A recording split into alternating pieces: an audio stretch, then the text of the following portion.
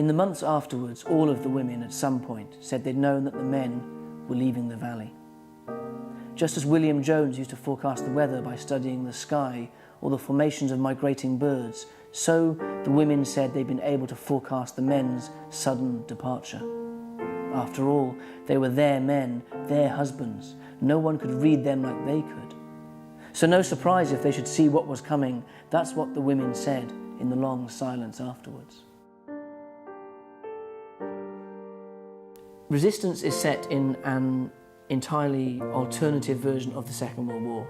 It's a version where very many things have turned out differently to lead to a situation where in 1944 Britain is invaded and partly occupied by Nazi Germany.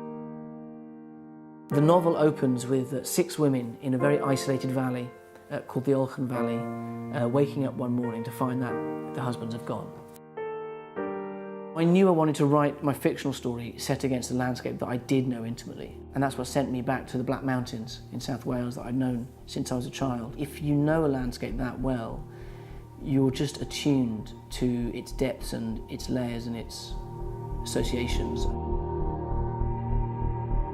I grew up in a very, very rural environment, and for me, literature always has a very crucial link back to the land, back to a sense of nature. I read a lot as a child, and I think from very early on I became fascinated about how this works, about, the basic magic of reading and writing, that with 26 letters and with the same words we use every day, these writers and these poets were able to change the way that I felt, the way that I thought. And I think what I became very interested in was that they changed the way that I saw the world. I happened to go to a school where if we ever did anything as a class, if we went on a school trip, the teachers would quite often say, "Okay, now class, write a poem about it." And I think only thinking about it in retrospect, I realised how fortunate that was, because it meant that poetry didn't feel like something other. It felt like a perfectly acceptable and perhaps even an expected way to interpret your lived experience.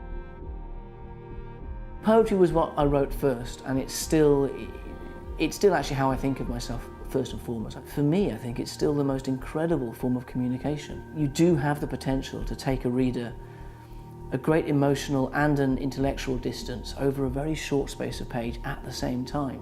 One of the earliest poems I can remember having an important effect upon someone else, actually, and therefore having an effect upon me, was a poem that I wrote in school about autumn. I do remember my school teacher reading it, and she cried. You put some words on a page and it's had an emotional effect upon someone. And that is still my interest in writing, How do you engage a reader so that they stay with you?